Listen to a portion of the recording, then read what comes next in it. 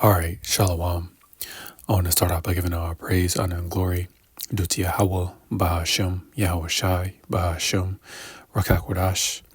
I'd like to give double honors unto the apostles and the orders of great millstone, where I learned this truth from.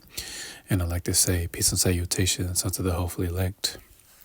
And today is December 8th, Monday, December 8th, 2025, Missile Monday. And I have this article from Salon. And it says, I worked up close with thermonuclear weapons. Building new ones is insane. And this was published by William J. Astor. So I'm just going to go into this article and bring out a few scriptures. Lord willing, this lesson is edifying or straight to the point. And I'm not going to read the whole thing, but, just hitting the main points because this individual, that published this article, like it says, he worked on ICBM missiles. So it says, it's been 20 years since I retired from the Air Force and 40 years since I first entered Cheyenne Mountain, America's nuclear redoubt at the southern end of the Front Range that includes Pikes Peak in Colorado. So it was with some nostalgia that I read a recent memo from General Kenneth Wilsbeck, the new Chief of Staff of the Air Force, or CSAF. Along with the usual warrior talk, the CSAF vowed to relentlessly advocate for the new Sentinel ICBM, intercontinental ballistic missile, and the B-21 Raider stealth bomber. While the Air Force often speaks of investing in nukes and new nukes, this time the CSAF opted for recapitalization, a remarkably bloodless term for the creation of a whole new generation of genocidal thermonuclear weapons and their delivery systems. And he is right, man, because these are genocidal weapons that are on the earth today, right? But he's going to elaborate on more. So it says, take a moment to think about that word, creation. Applied to weapons of mass destruction, which they are. He said, raised Catholic, I learned that God created the universe out of nothing. By comparison, nuclear creators aren't gods, they're devils, for their creation may end with the destruction of everything. And indeed, right? What was Esau Edom's blessing? The sword. And what is this ultimate sword? These nukes, man. And what he said is indeed correct because, again, these nukes being launched literally have the capability of destroying the earth, man. It could literally destroy everything. But as it says in the scriptures, the entire earth won't be destroyed. The earth abideth forever,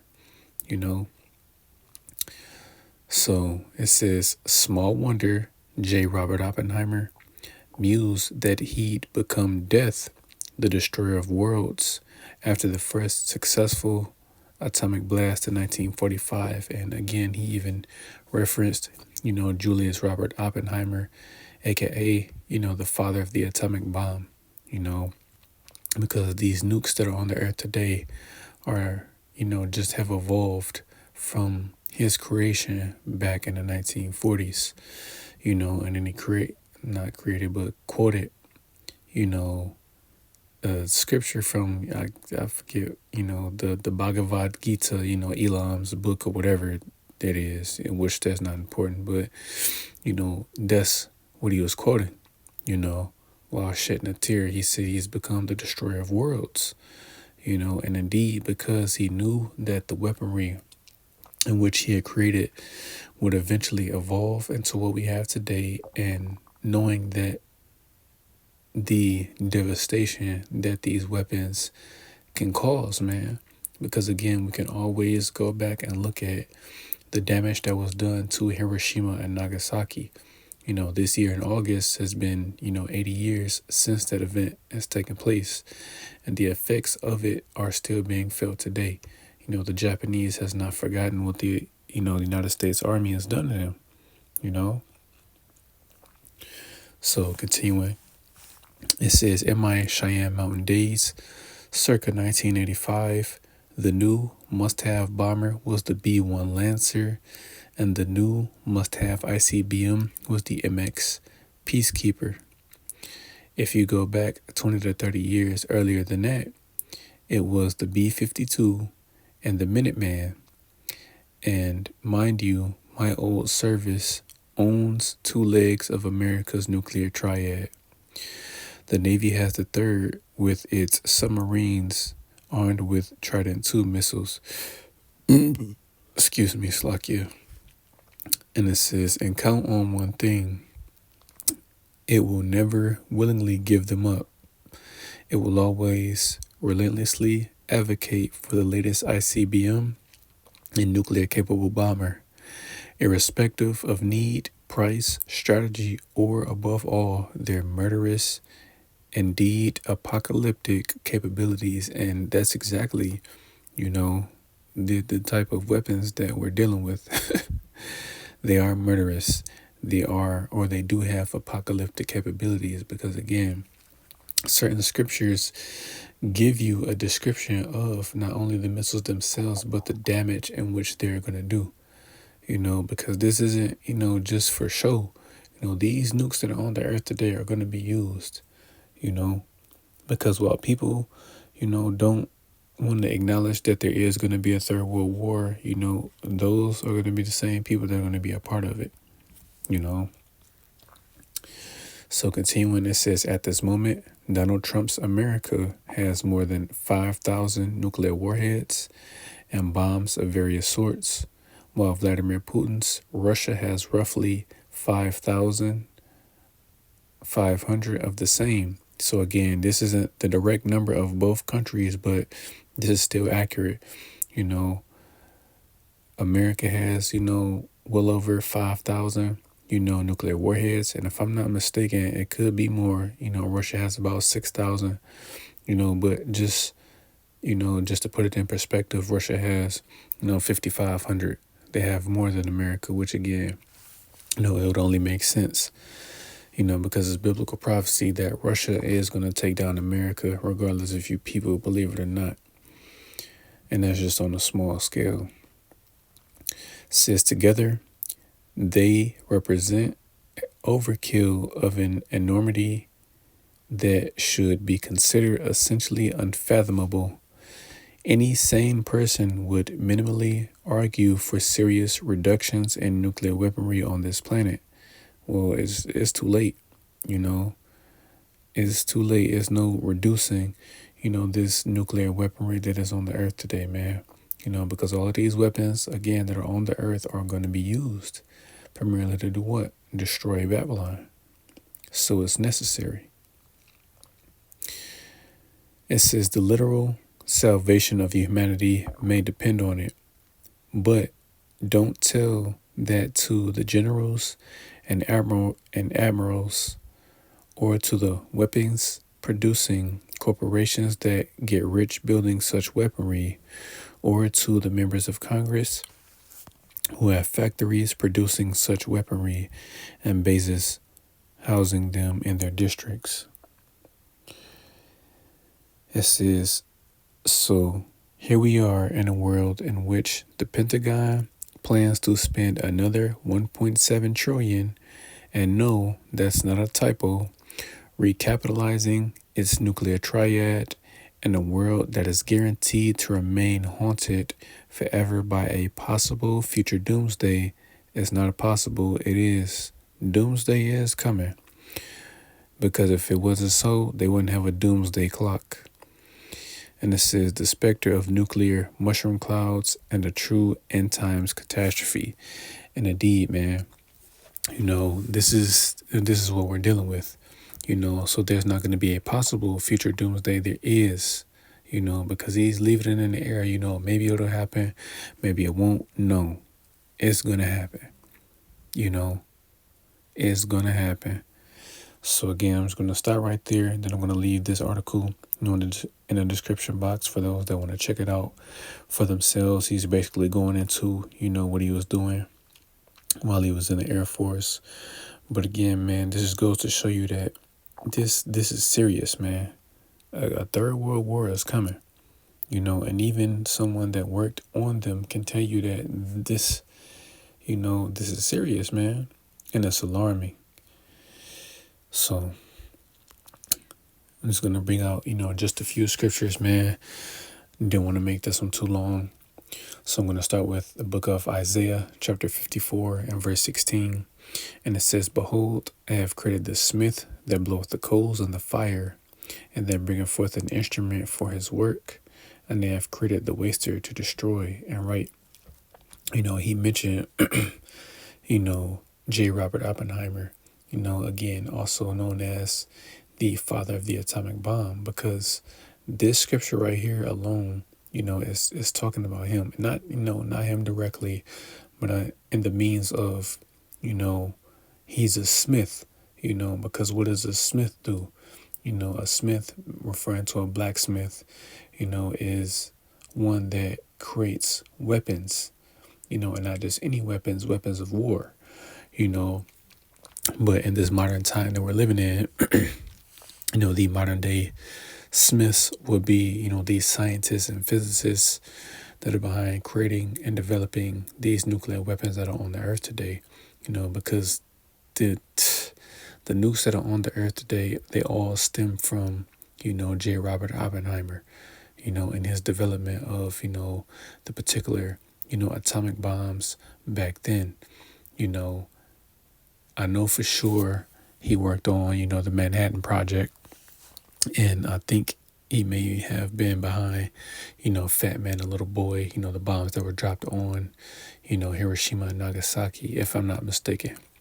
But either way it goes, this is why he quoted, that out of, Elam's book, I'm just going to say, saying that he's become death, the destroyer of worlds, because again, these nukes have the capability of destroying the planet Earth, man, because this is how powerful they are. And each, decade that passed, they've become more and more powerful.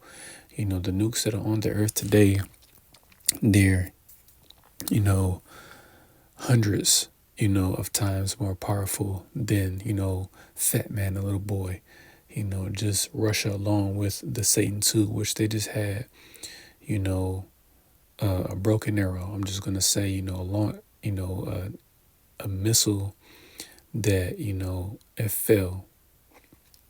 Once it was launched, it fell while they were testing it, and it detonated, which usually a broken arrow refers to, an arrow that is either lost, or, it's something that didn't go right. But overall, they possess, the nukes or the Satan II, which right now, as it stands, may be the most powerful, nuke on the earth today.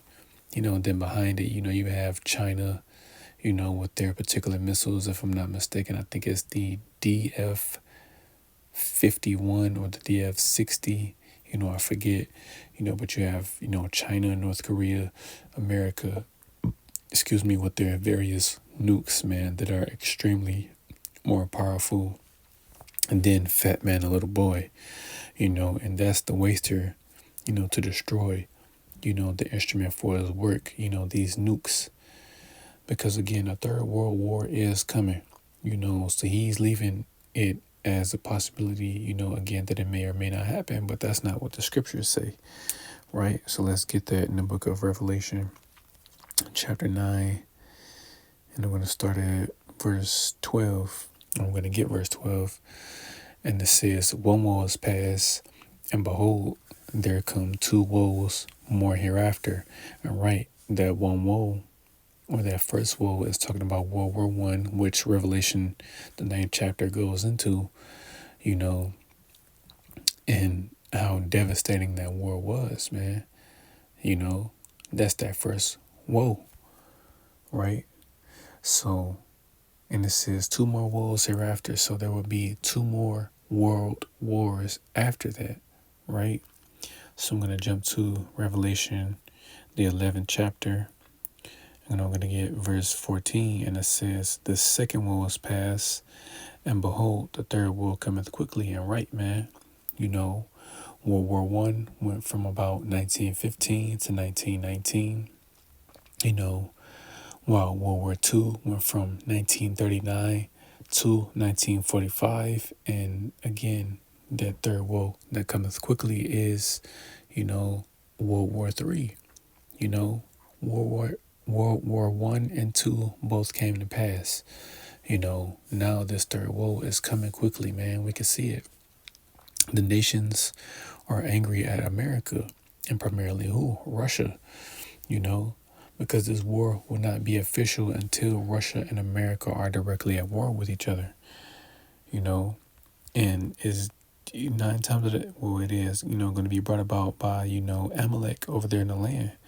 They're going to do something that is going to cause the nations, to be angry, to come up against, or to Slakia, but they're going to be angry. They're going to cause, Russia and America to be at war with each other directly. So Slakia, let me grab this. I may be in the wrong chapter.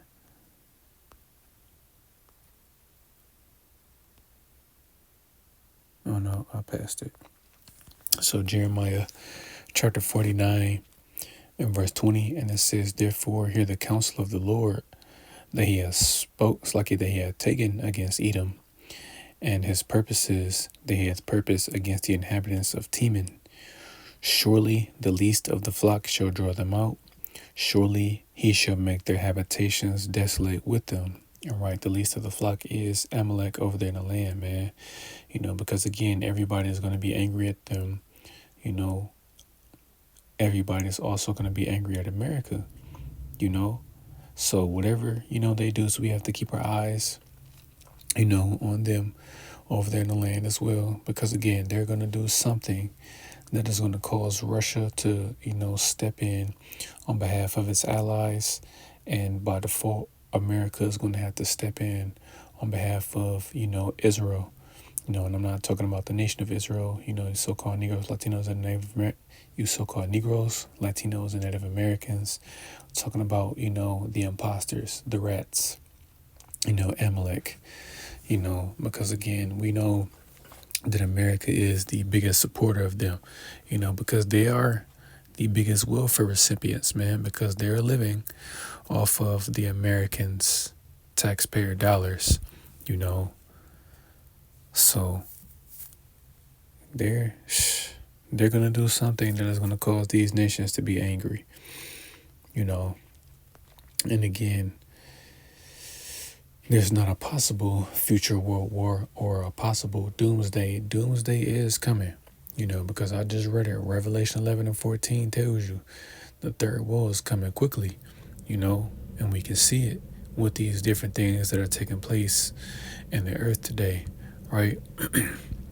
So coming back to the book of Isaiah, I'm going to get chapter 9 and verse 5, and it says, "For every battle of the warrior is with confused noise, and garments rolled in blood, but this shall be with burning and fuel of fire."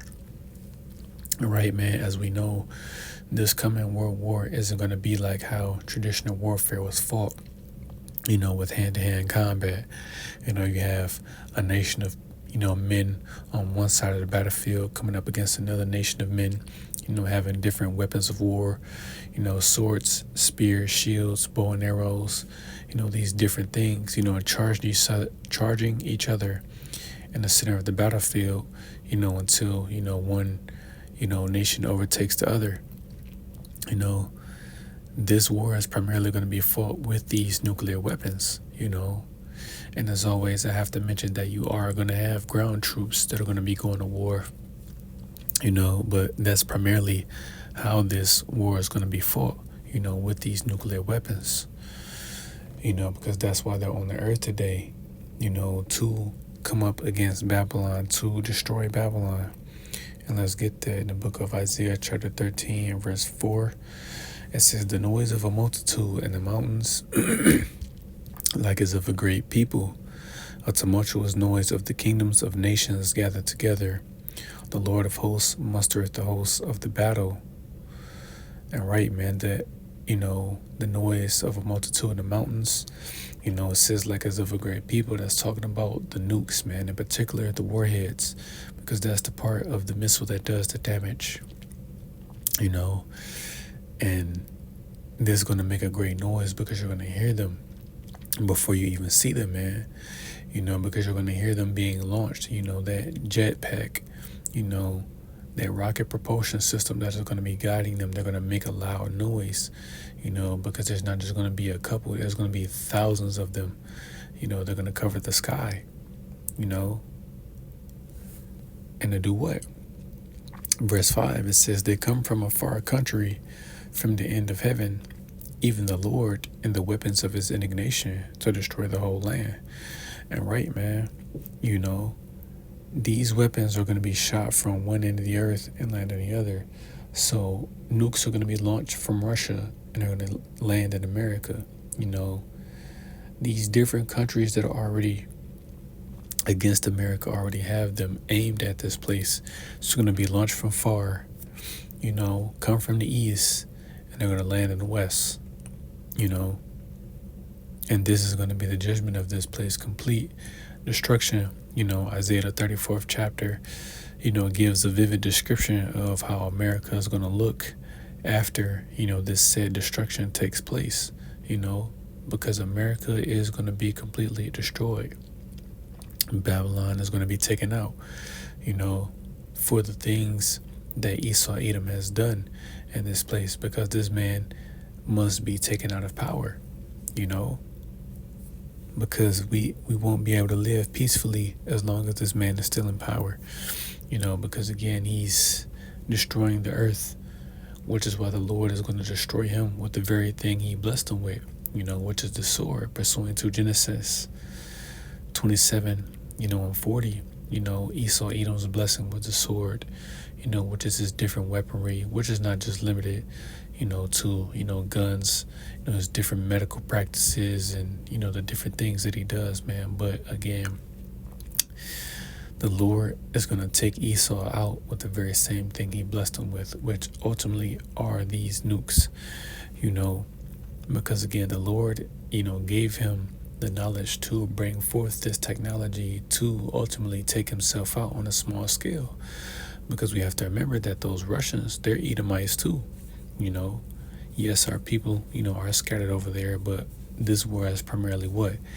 Edomite on Edomite crime, because again, they like to point the finger at us and say, well, look at them, you're 13% of the population, but yet, you commit 50% of the crimes. But meanwhile, you people, yes, you people, the nation of Edom, you so-called white people, you've started 2 world wars, man, and destroyed Europe, man, Germany, you messed Germany up, and I forget what other, countries was affected by it. If I'm not mistaken, France may have been affected by World War II or one, but either way, 2 devastating world wars that you people, were involved in, man.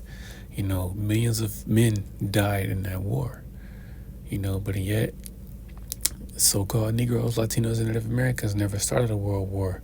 We've never bombed, a country, to quote-unquote end a war, or we don't go to other countries and bomb them to hell and back to take their oil, their gold, or whatever other resources they have,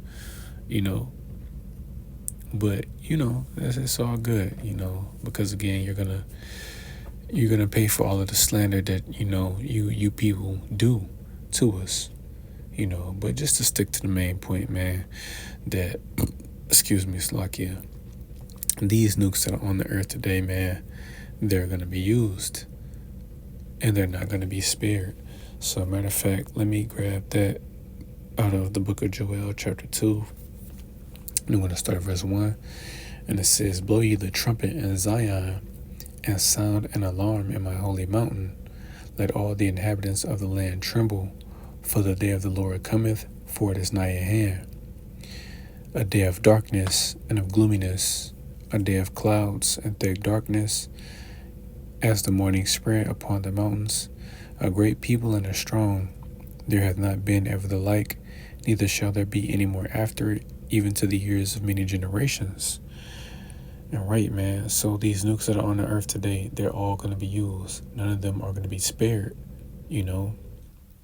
And again, he made, a valid point that, it's insane, that they're creating more, but it's still good. Why? Because they're all going to be used for the destruction of Babylon.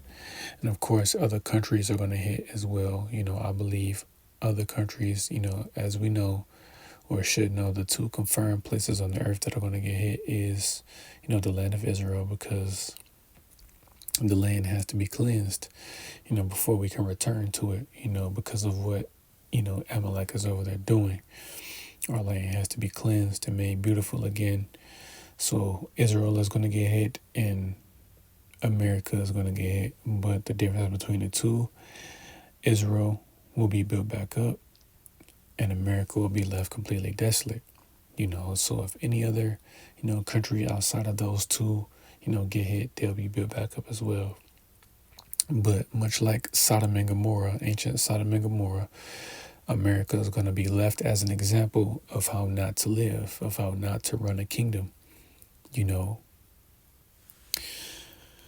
Verse 3, it says, a fire devoureth before them, and behind them a flame burneth. The land is as the Garden of Eden before them, and behind them a desolate wilderness, yea, and nothing shall escape them. All right, man. That fire that devours before them is talking about, the warheads being on fire. Why? Because they're going to be traveling extremely fast, at Mach speeds, So they're going to be launched, into the air, into space. They're going to get their specific trajectory and then they're going to come back down, to the earth, traveling extremely fast.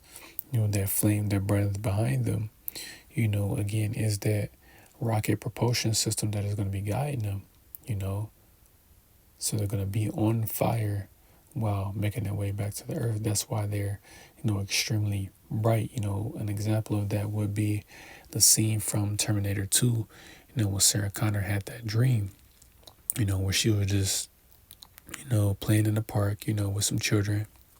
She sees herself. She's trying to tell her that, hey, nukes are coming. But what? She ends up dying. All you see is a flash and then boom, the fire comes through and sweeps through the streets, and it's going to be like that, but more, the defense won't be left standing and neither will,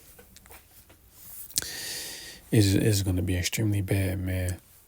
And, those of us that are in the know, we don't want any parts of it, man. I speak for myself when I say I don't want any parts, of these nukes, man, because we know that the wicked of our people and the wicked Esau, Edom, they're going to feel it, and we're looking to escape this.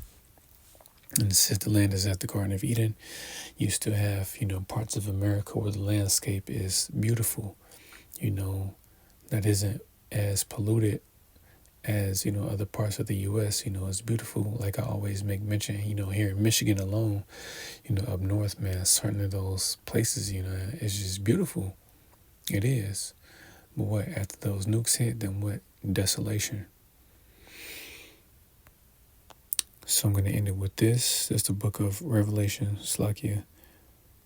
Coming back to Revelation chapter 9. And I'm going to get verse 15. And it says, the four angels were loosed, which were prepared for an hour and a day and a month and a year, for to slay the third part of men. And right, just to kind of backtrack a little bit, those four angels, are spoken of in Revelation chapter 7, because these are four literal angels holding back the four winds, which the four winds represent the destruction that is going to take place on the earth. Because there is a set time when this destruction is going to take place. That's why it says, there's a particular hour, day, month, and year when this is going to take place, because we don't know the exact day, but all we do know is it's coming soon. We can see it. The signs are all there, and it says to slay the third part of men, because you have three classes of men on the earth. You have the sons of God, which today are the biblical Israelites, so-called Negroes, Latinos, and Native Americans, the tribe of Judah, all the way down to the tribe of Issachar. You have the sons of men, which are the different heathen nations, and you have the sons of the wicked, which are the nation of Edom, you so-called white people, and that's what this destruction is for. The third part of men is for you, and you are going to have 2/3 of the nation of Israel that is going to get caught up in this destruction, if they even make it that far, but the ones that do, they're going to get caught up in it. Whatever heathen nations, didn't return to their homeland before this said destruction takes place, then, they're just going to get caught up in it. They're just collateral damage, as I always say, because if you different heathen nations, that are over here, if you, don't return to your homeland before, America goes on lockdown again, for real, this time, then, you're just over here to make a little money and die. That's it, man. But this coming world war, this third world war, is for the third part of men, the nation of Edom, the wicked. This destruction is for you, and it's going to be remembered, forever, So, Lord willing, this lesson was edifying. I want to give all praise, honor, and glory due to Yahweh, Bahashem, Yahweh Shai, Bahashem, Rakakwadash. I'd like to give double honors unto the apostles and the artists of Great Millstone, who I learned this truth from. And I'd like to say peace and salutations unto the hopefully elect. Till the next time I say, Shalom.